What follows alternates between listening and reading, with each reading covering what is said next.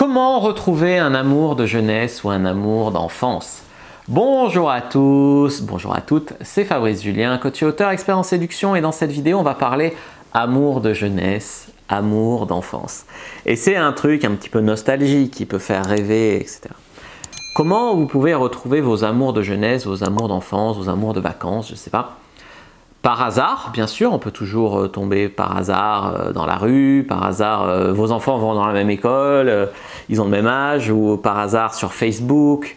Du coup, c'est plus par hasard, c'est en tapant son nom sur Facebook, sur copains d'avant, les soirées des anciens du lycée ou les anciens du collège, enfin tout ça. Il peut y avoir vraiment des moyens de retrouver des gens de notre enfance. Et voir ce qu'ils sont devenus, c'est différent d'entrer en contact. On peut vouloir juste par curiosité voir ce qu'ils sont devenus, voir à quoi ils ressemblent maintenant, et puis on peut vouloir entrer en contact, envoyer un message, essayer de reprendre contact.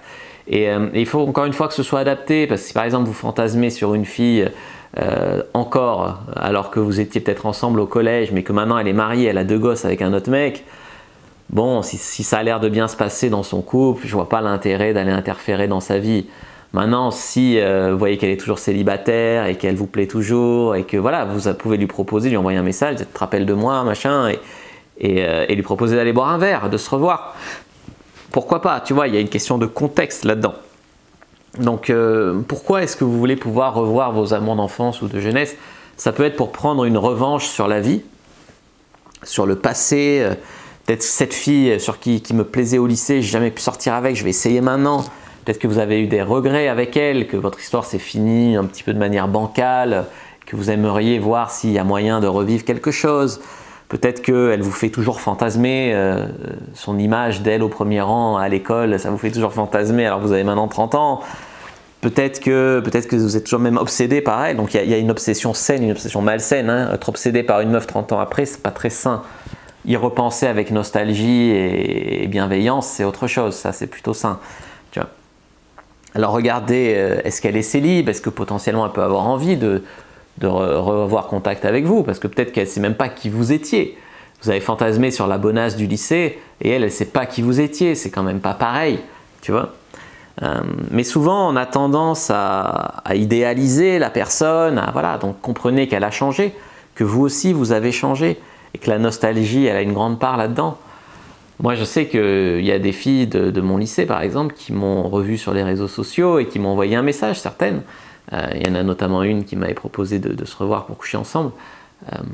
Et en fait, elle disait « mais t'as tellement changé depuis le lycée » ou voilà. Et c'est vrai, j'ai changé, mais elle aussi, elle a changé. Alors moi, j'avais changé en mode plus sexy, on va dire, parce que je partais vraiment de loin, et elle avait changé en mode au contraire, elle avait un peu grossi, elle était un peu moins, bon, elle était toujours bien, hein, mais moins qu'avant où elle était beaucoup, enfin tu vois.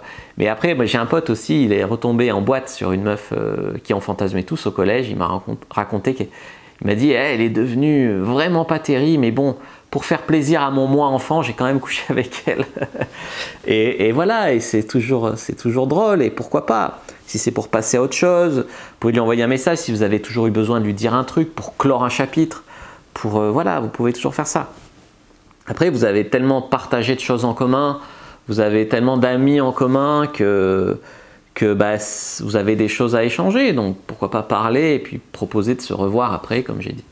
N'hésitez pas à mettre un like sous la vidéo si elle vous a plu, à commenter, s'il y a des questions, je répondrai avec grand plaisir, vous abonner à la chaîne, activer la cloche pour ne pas rater les prochaines vidéos, me suivre sur les réseaux sociaux, Instagram, Twitter, Facebook, rejoignez le groupe privé, la communauté de la cyprine sur Facebook pour rejoindre des gens qui, comme nous, s'intéressent à la séduction et à la sexualité, et téléchargez votre guide offert comment draguer une fille sans passer pour un relou dans la description de la vidéo. Moi je vous dis à bientôt et que le dieu de la séduction soit avec vous les amis.